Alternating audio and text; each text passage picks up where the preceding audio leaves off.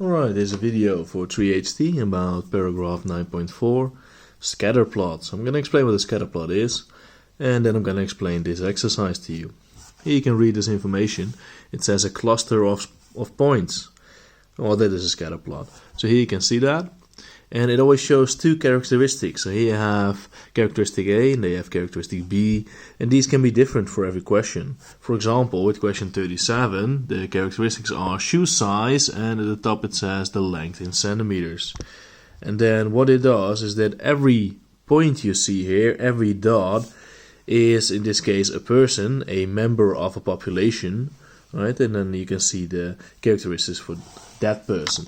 So let's take a look at exercise 37. Here we can see, for example, this point over here at the bottom, that's one person over here. Yeah? So that person has a shoe size of 37 and a length of 150 centimeters. So that is how a scatter plot works. Let's read this question out loud. It says the figure on the right shows the shoe sizes and the height of a member of students. Point A represents Andy. Andy is over here. Andy's shoe size is 39, as you can see here, and he is 160 centimeters tall. So that's just an example, so you can see again how it works. Question A, how many students' data is represented in the figure? Now, every dot is a person, so you just have to count the number of dots you see, and then you know how many people there are. When I take a look at the picture, I count 11 dots, so that's the answer. There are 11 students. Question B. Point B represents Betty. What's her shoe size and how tall is Betty?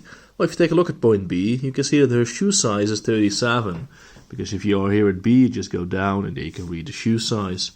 If you go to the right, or to the left, sorry, you can see her length in centimeters. So she is 150 centimeters tall. Exercise C. Does the tallest student also have the largest shoe size? Okay, so the tallest students are over here, right? These are the tallest, but they don't have the largest shoe size because that's this person. This person has a shoe size of 40 for these students. So the answer is no.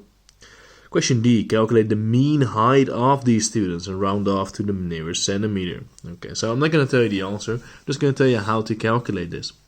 We already know that there are 11 students here.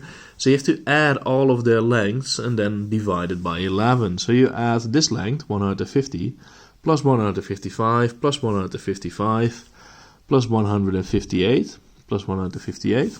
And then here we have another 155 and another one. And then plus 160, plus 160, plus 163, plus 165. So you add all of these dots, divided by 11, and then you have the mean height of these students, because the mean was the average, right? Actually, there are multiple averages, but this is the one that you know is the average. Yes.